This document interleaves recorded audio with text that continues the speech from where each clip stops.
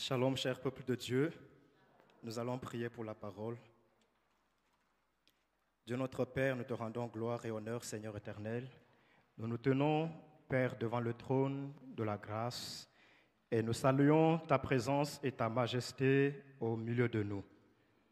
Père, tu es digne de gloire. Tu règnes en ce lieu. Toute puissance et toute domination te sont assujetties. Merci pour ta bonne main qui est posée sur nous. Merci Dieu de gloire pour le revêtement, pour l'onction et la puissance du Saint-Esprit qui se déploie au milieu de nous, Seigneur Dieu de gloire. Merci, Père Adonai, pour l'inspiration et la puissance de l'Évangile qui se dégage de notre prédication au nom de Jésus. Merci, Père de gloire, de ce que tu illumines les yeux de nos cœurs et tu nous donnes l'intelligence pour entendre la voix du Fils de Dieu, alors que ta parole est lue et prêchée, selon qu'il est écrit, « Mes brebis connaissent ma voix et me suivent. » Père, sanctifie l'instrument que je suis et laisse de désarmer qu'en ce temps, ô Dieu, la gloire et l'honneur soient rendus à toi et à toi seul, au nom de Jésus. Amen. Amen. Gloire au Seigneur. Merci beaucoup Tata Fouzi, merci beaucoup au chantre. Nous saluons aussi les bien-aimés qui nous suivent en ligne. Nous rendons grâce au Seigneur pour le privilège qu'il nous donne de partager ce matin sa parole avec la communauté. Et nous allons faire l'effort tout simplement de donner la synthèse de notre message. Le thème de mon message de ce matin, c'est que mon obéissance redevienne, sinon devienne naturelle. Que mon obéissance redevienne ou devienne naturelle. Bien sûr, il sous-entend mon obéissance à Dieu. Et quand nous parlons d'une obéissance qui devient ou qui est naturelle, on fait référence à une obéissance qui coule de soi, qui n'est pas forcée, tout comme c'est naturel pour un enfant, un bébé, de reconnaître distinctement la voix de ses parents, quand bien même le bébé peut avoir 1 jour, 2 jours, 2 semaines, et ne fait pas encore la distinction de façon consciente entre les personnes, mais le bébé, par sa nature, à cause du lien de connexion qu'il y a entre le bébé et son parent, reconnaît naturellement, sans qu'on puisse lui enseigner quoi que ce soit, la voix de son parent et la voix qui n'est pas de son parent. Alléluia. C'est dans cette optique-là que nous parlons d'une adoration, d'une obéissance à Dieu qui redevienne naturelle, qui coule de source. Vous savez, notre vision, c'est « Fortifie-toi, prends courage et possède ton héritage ». Et le thème de ce matin, évidemment, s'inscrit dans le cadre de la vision. Et voilà la pensée que nous avons derrière ce message, selon l'inspiration que nous croyons avoir reçue de Dieu.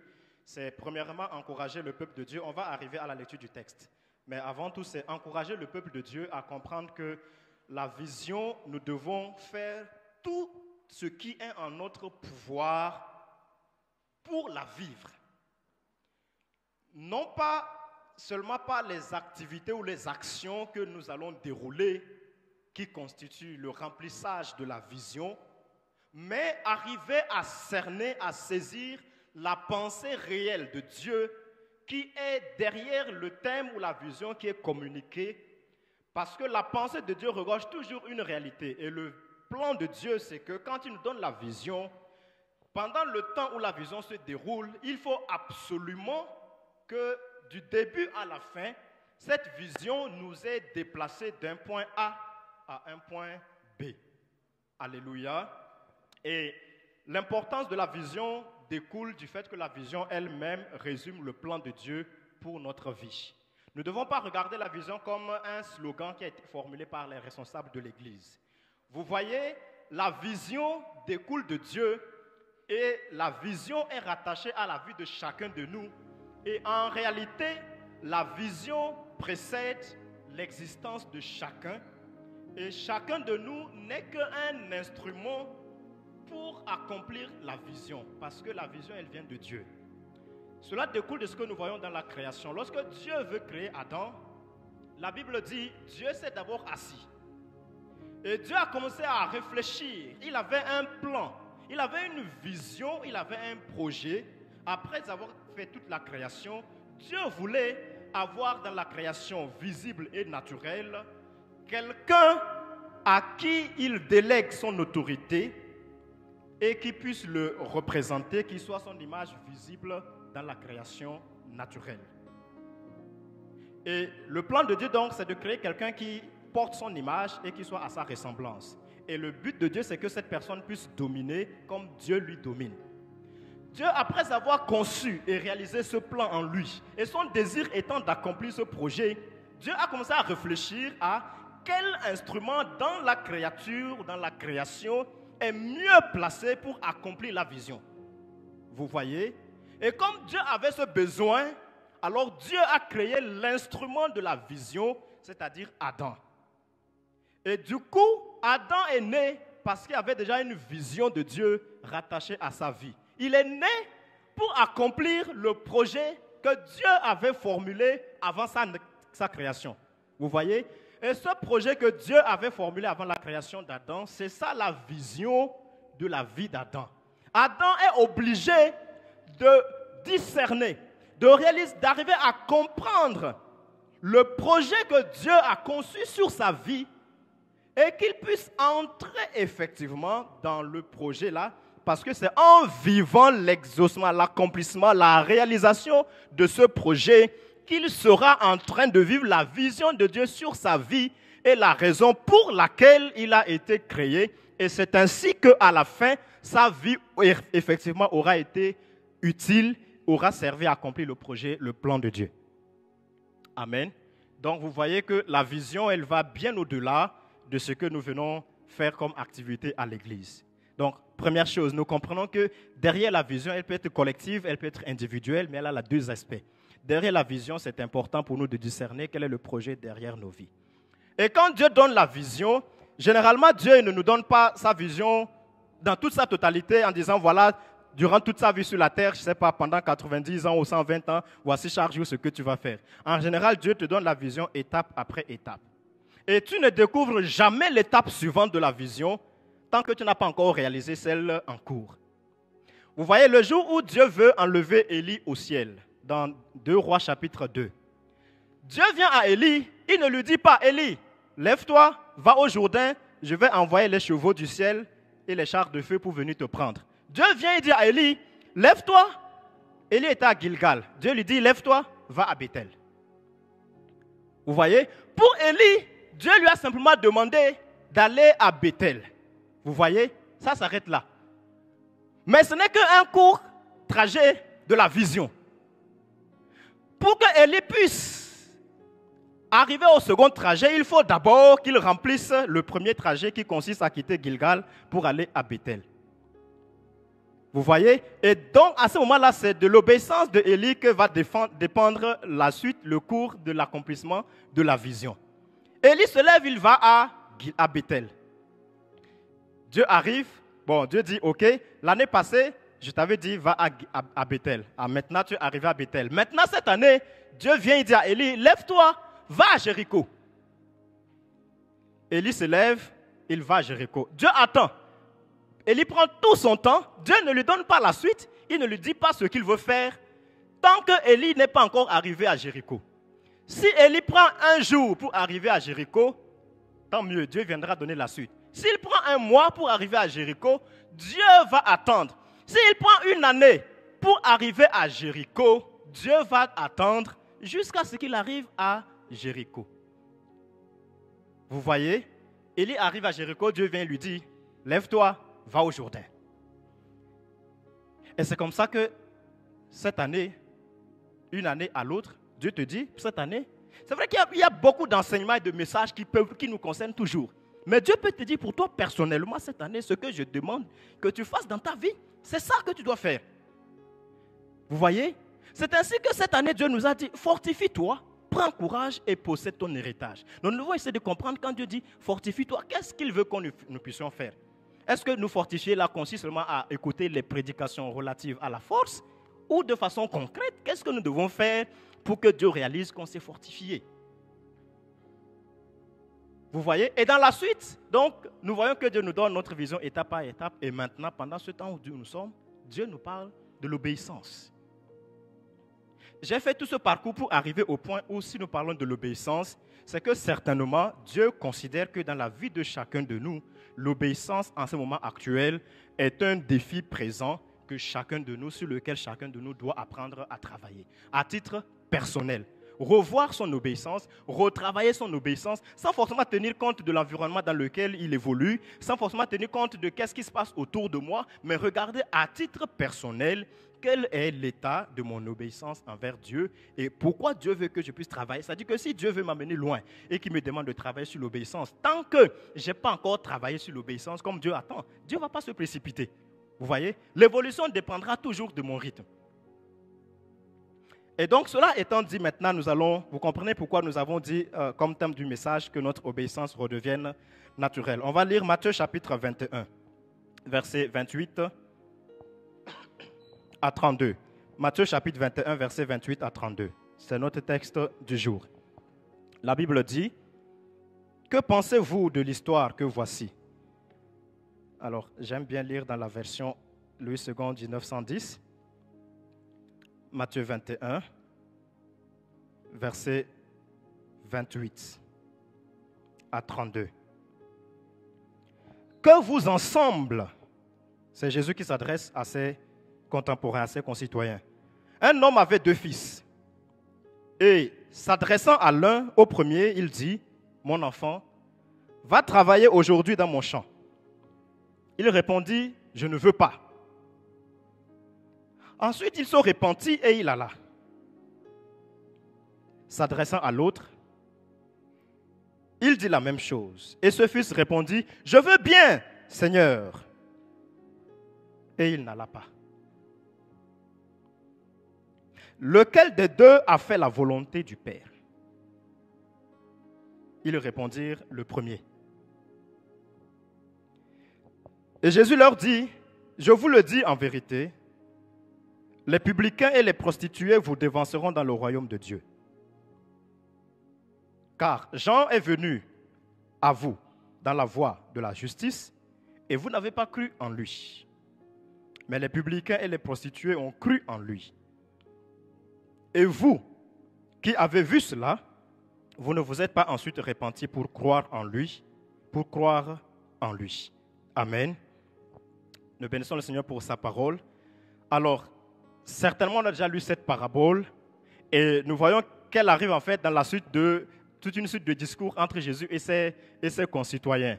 Avant cela, ils sont venus demander à Jésus, quand Jésus est arrivé au temple, il a commencé à nettoyer le temple, à chasser leur désordre, et puis ils ont posé la question à Jésus, mais par quelle autorité tu oses faire ces choses?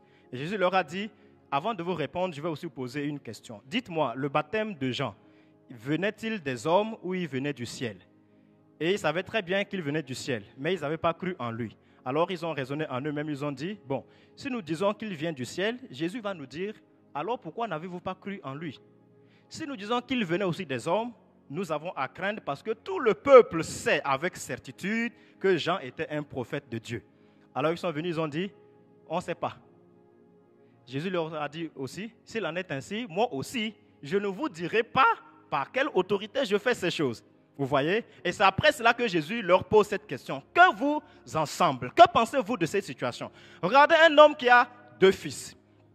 Alors, on voit très bien ici que cette histoire nous parle de l'obéissance. Et ce qui est marquant, et ce sera le premier point, c'est de voir que c'est une histoire qui se déroule dans un contexte familial.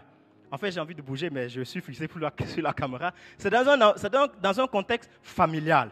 On nous dit que les 2 personnes à qui il est demandé d'aller travailler au champ, ce ne sont pas des mercenaires, ce ne sont pas des gens du dehors, ce ne sont pas des étrangers, ce sont des propres enfants, des propres fils du Père qui leur demande d'aller travailler dans son champ. Alléluia. La première chose que nous devons retenir, c'est que Dieu ne demande pas l'obéissance à n'importe qui. Aux gens du dehors, aux païens ou à tout le monde. Quand Dieu exige et demande l'obéissance, il le demande vis-à-vis de ses enfants. Alléluia. Non, je vais reformuler. C'est-à-dire que si Dieu te demande d'obéir, si Dieu exige de toi que tu obéisses, Dieu est en train de réclamer de ta part l'obéissance, c'est que Dieu te considère comme étant son enfant personnel. Alléluia. Il ne va pas aller demander l'obéissance à quelqu'un du dehors. Il ne va pas aller demander aux païens de venir obéir à Dieu. Bien sûr, Dieu aimerait que les païens puissent lui obéir. Mais Dieu ne s'offusque pas forcément parce qu'il sait que ça va de soi que le païen ne cherche pas à obéir à Dieu. Mais Dieu exige, Dieu réclame l'obéissance de la part de ceux qu'il considère comme étant ses enfants. Alléluia. Donc, si tu te poses la question, pourquoi je dois obéir à Dieu? Pourquoi devons-nous obéir à Dieu? Je vais te répondre à cette question en te demandant de te poser toi-même la question de savoir si tu te considères toi-même comme étant un enfant de Dieu ou si tu te considères comme étant étranger vis-à-vis de Dieu. Alléluia. Lorsque tu te considères comme étant un enfant de Dieu, tu dois reconnaître que naturellement, la conséquence qui découle de ta position d'enfant de Dieu demande que tu puisses obéir tout simplement au Père. Alléluia. Vous voyez, ne prenez pas ça comme une question bête, mais je vais la poser quand même. Qui d'entre nous ici a déjà eu un père et une mère? Tout le monde, n'est-ce pas? Donc vous n'avez pas besoin de répondre. La deuxième question, ce n'est pas une provocation. D'accord? Qui d'entre nous ici a déjà giflé son père ou insulté sa mère? Ah, ça c'est anathème, hein? C'est abomination. Vous voyez, en fait, quand je pose la question, pendant même quand vous entendez déjà cette question, ça fait déjà des frissons dans votre tête. C'est que c'est impossible même de se mettre d'abord à réfléchir de comment on peut oser d'abord se tenir devant son père, à plus forte raison de gifler. Vous voyez? Donc, ça dit que personne ne vous dit ne le faites pas. Mais en vous, il y a quelque chose qui dépasse votre compréhension, qui agit à l'intérieur de vous, qui fait que vous n'êtes jamais, vous ne serez jamais capable. Bon, il peut y avoir des exceptions, mais par principe, vous n'êtes pas capable de lever la main sur le parent. Pourquoi? Parce que naturellement, la Bible dit que la semence du Père étant en vous, en fait, cette connexion, si réellement c'est votre parent naturel, il y a cette réalité intérieure qui fait que vous ne pouvez que lui obéir. Alléluia. C'est la même chose. Le problème, c'est que, et ça, c'est là le reproche que Dieu nous fait à moi et à vous, nous sommes en train d'arriver dans une tendance où ce n'est plus aussi naturel pour nous d'obéir à Dieu. On ne ressent plus la même chose. Vous voyez, je n'ai pas le nom, mais vous avez compris la réalité. On ne ressent plus la même réalité vis-à-vis de Dieu. Ce n'est plus aussi naturel, aussi facile pour chacun de nous d'obéir à Dieu comme on devrait sanctifier, honorer un Père. C'est de ça que Dieu nous parle. C'est ça ce que le Seigneur veut que nous puissions retravailler. Dieu n'attend pas seulement à une obéissance mécanique. Encore moins comme ça se passe ici, vous voyez. L'autre dit, et c'est la même chose qui se passe. Parce que quand le premier il dit, on lui dit, va travailler au champ. Il dit, je ne vais pas aller. Mais la Bible dit qu'ensuite, il s'est repenti et il est parti. Ça dit que, qu'est-ce qui l'a amené à cette repentance? Vous voyez, quand il a dit, je ne vais pas aller, le Père n'a rien ajouté. Le Père n'a pas levé de bâton, il n'a pas envoyé des gens pour lui parler, il n'a rien fait. Mais comme il savait que la semence du Père est dans cet enfant, quand le gars est parti dans son coin, ça dit que ça ne pouvait pas le laisser tranquille. Ça a commencé à tournoyer en lui. Il ne pouvait pas avoir la paix jusqu'à ce qu'il se lève. Même s'il n'a pas dit de sa bouche, je vais le faire, mais de ses actes et de sa vie, il a démontré qu'en tant qu'enfant de Dieu, il lui est impossible de désobéir à l'ordre du Père. Il n'a pas eu la paix jusqu'à ce qu'il est parti obéir. Alléluia. Si maintenant nous avons la paix lorsque nous désobéissons, c'est-à-dire que c'est un grave problème. Et que c'est ce problème-là que Dieu veut que nous puissions traiter. Alléluia. Quand on dit obéir à Dieu pour posséder notre héritage, on ne doit pas juste se contenter de terminer novembre, décembre, janvier, ou c'est octobre, novembre, décembre, pour dire, bon, nous avons accompli la vision de l'obéissance. Non.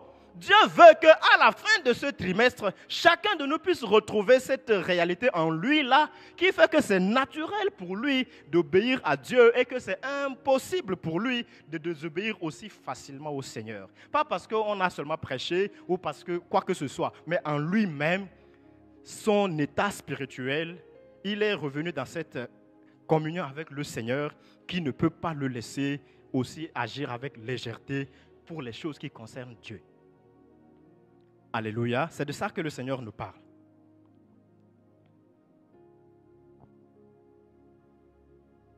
Et en pensant à ça, je suis sûr que chacun de nous a besoin de retravailler son obéissance.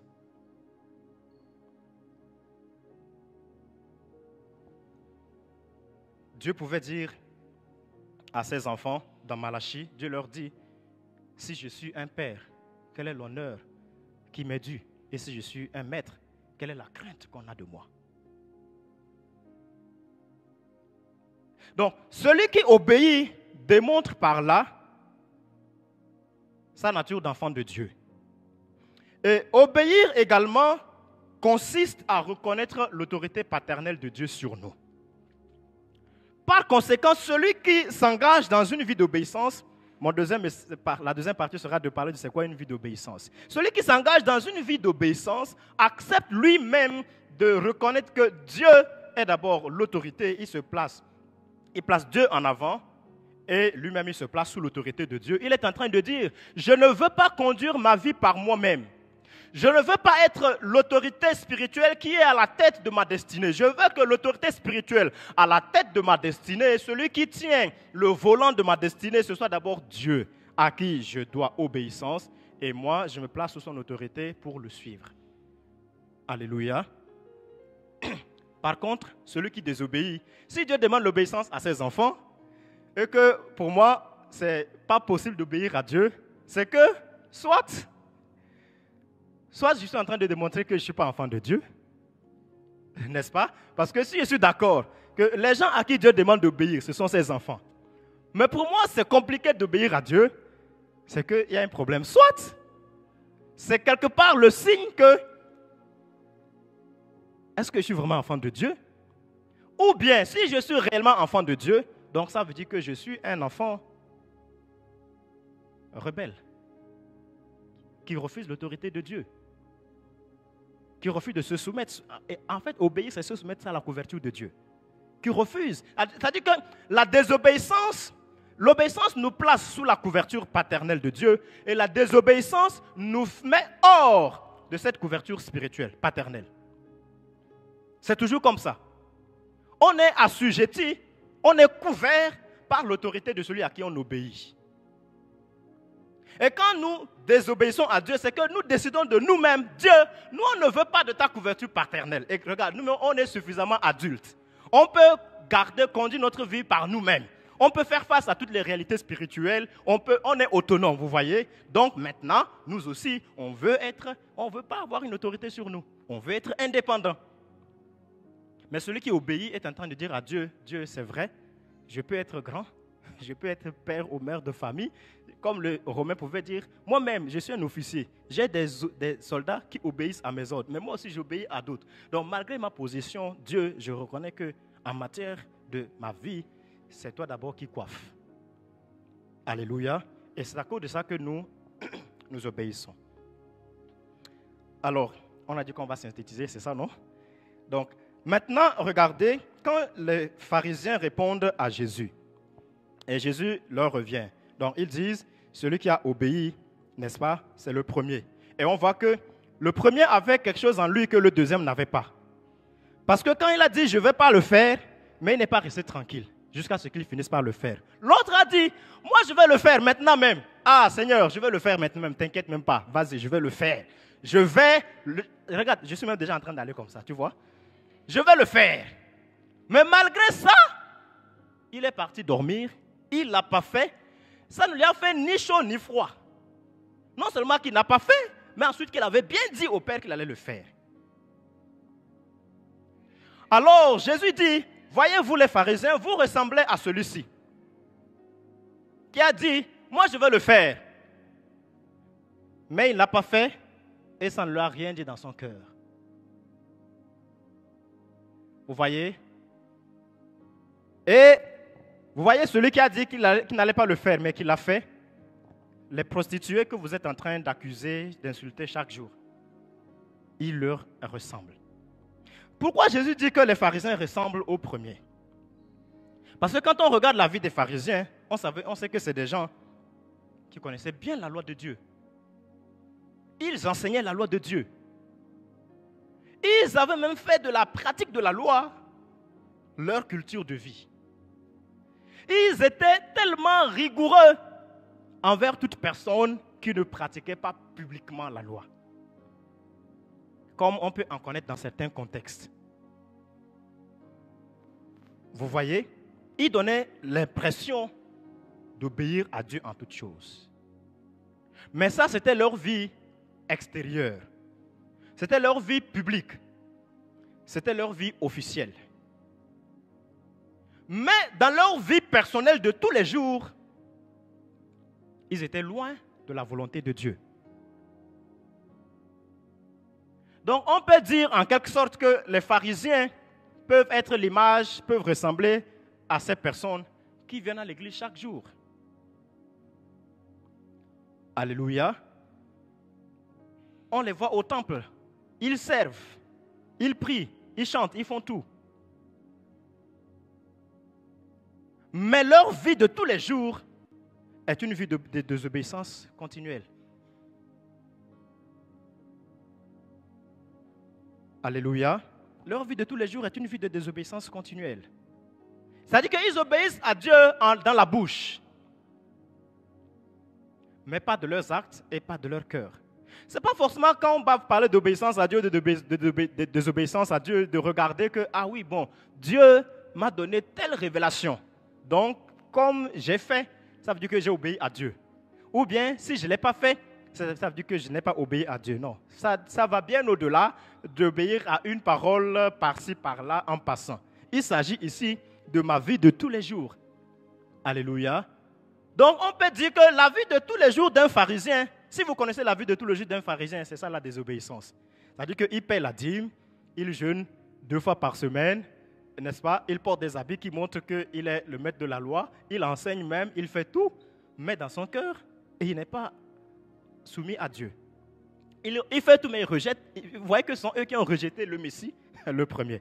Ils ont rejeté la prédication de Jean-Baptiste. Ils ont rejeté le Seigneur. Ils ont dit non, lui, on ne le reconnaît pas.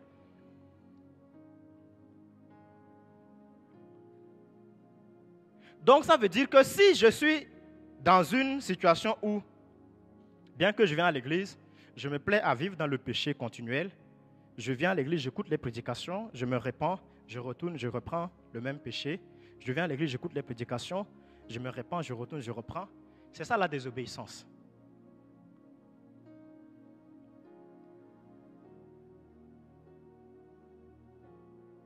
Alléluia. C'est ça la désobéissance. Même si Dieu ne m'a pas donné une parole particulière que je n'ai pas faite.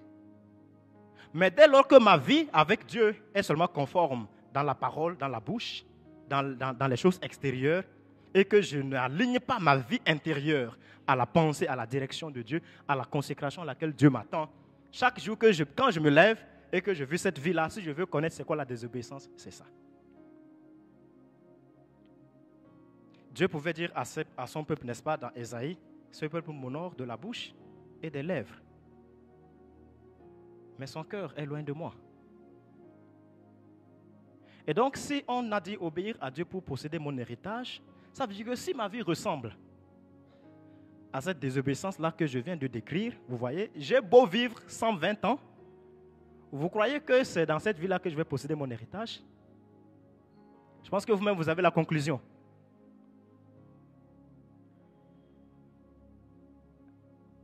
Alléluia. Nous allons prier le Seigneur. Notre pensée, c'est simplement de prier pour chacun et que chacun ne puisse chercher encore la face de Dieu. On va peut-être demander au choriste de nous aider. C'est de demander vraiment que le Seigneur puisse nous ramener à retrouver cette disposition intérieure-là qui est propre aux enfants de Dieu, qui fait que l'obéissance, l'attachement à Dieu est une chose naturelle. Et si nous avons compris que, à moins de travailler sur cet aspect de notre vie, nous pouvons beau chanter la vision, mais nous n'allons pas rentrer en possession. Et que nous voulons réellement rentrer dans les plans de Dieu pour nous.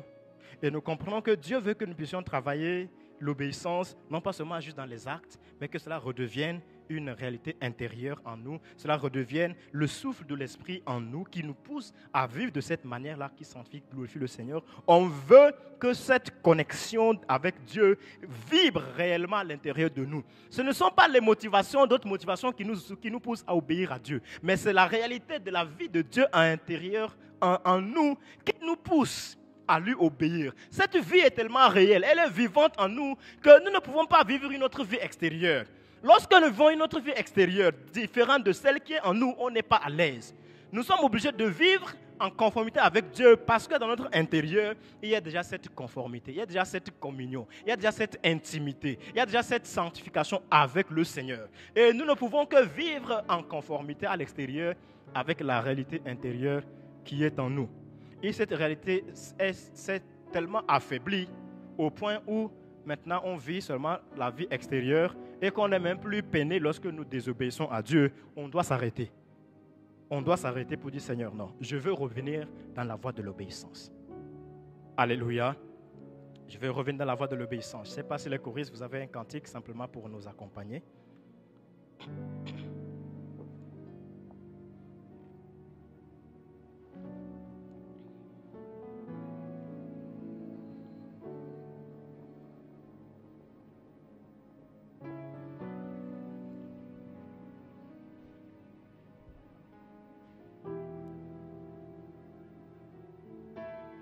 Merci Seigneur pour ta grâce. Purifie mon cœur, rends-moi aussi pur que l'or et l'argent. Purifie mon cœur, rends-moi aussi pur.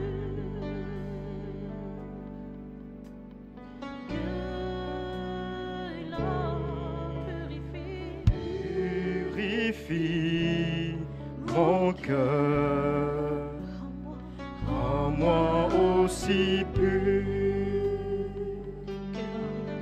que l'or et l'argent.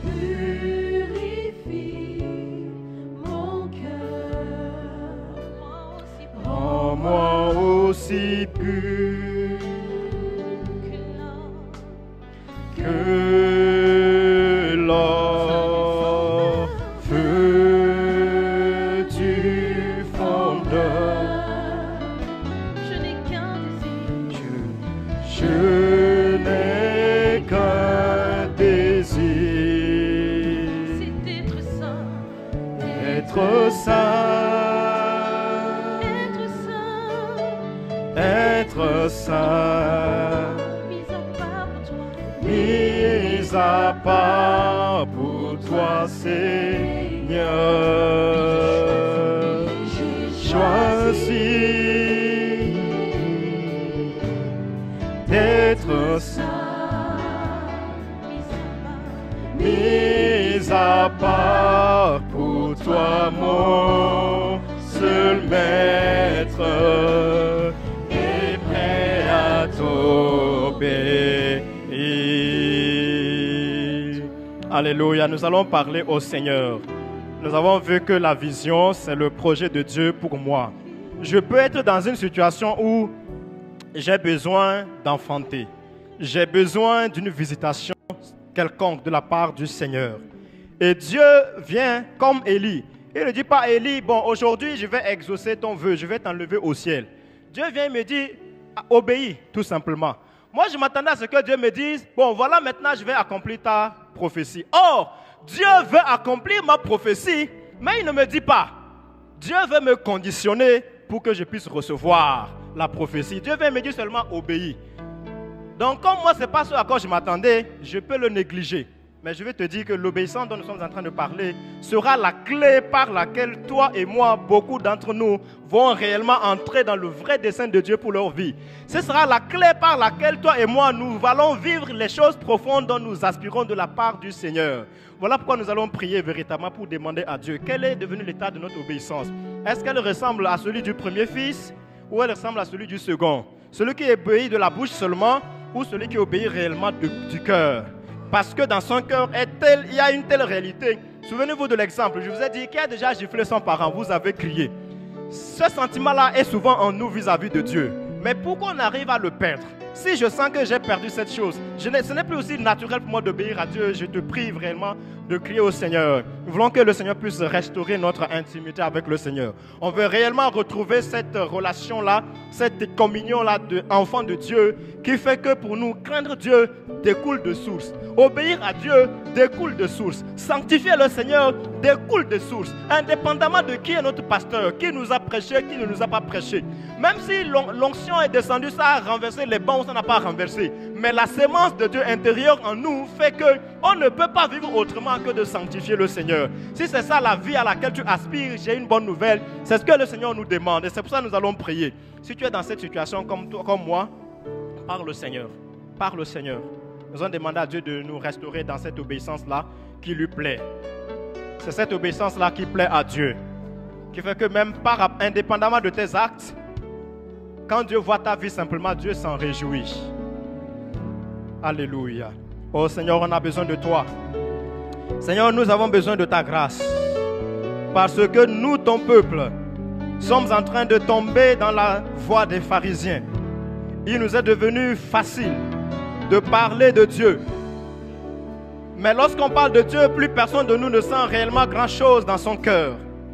Il nous est devenu facile de parler d'obéissance à Dieu. Mais cela sonne creux dans nos oreilles et cela ne suscite aucune réalité dans nos cœurs. Il nous est devenu facile de parler de la sainteté, de parler de la consécration, de parler de fuir le péché.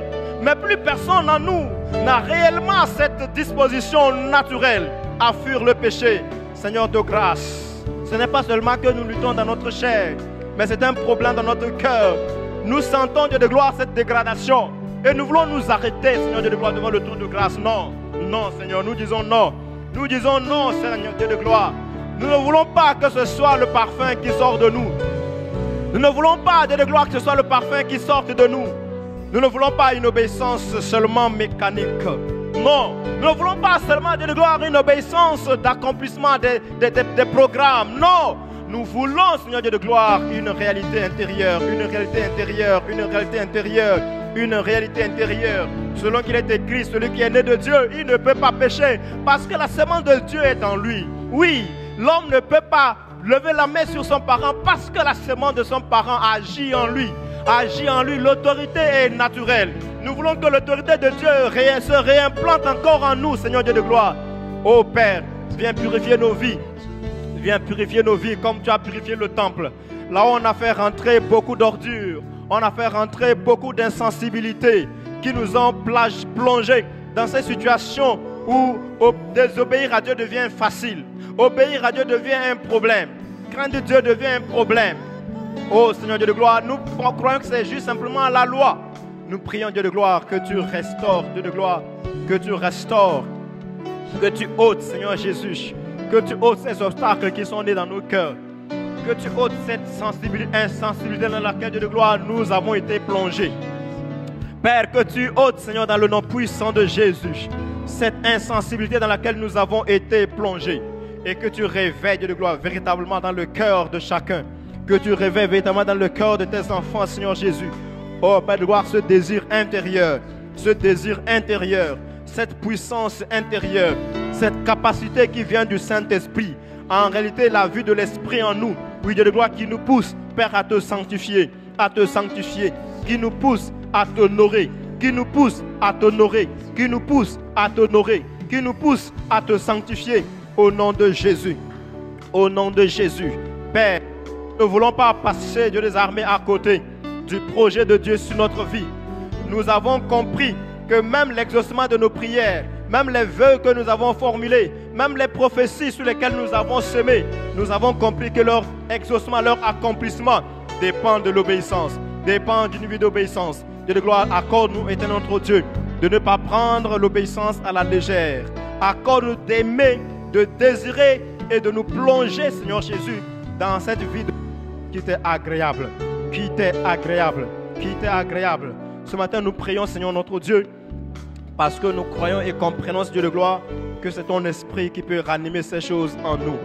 C'est ton esprit qui peut réveiller ces choses en nous. C'est ton esprit qui fait ces choses en nous. Et nous demandons, Seigneur Dieu de gloire, l'œuvre de l'esprit, l'œuvre de l'esprit, l'œuvre de l'esprit, dans le nom de Jésus, l'œuvre de l'esprit, au nom de Jésus. Saint-Esprit, fais-le encore. Fais-le encore. Saint-Esprit, fais-le encore. Fais-le encore dans nos vies. Esprit de Dieu, fais-le encore dans nos vies. Fais-le encore, Saint-Esprit, dans nos vies. Nous te le demandons, Seigneur. Alléluia.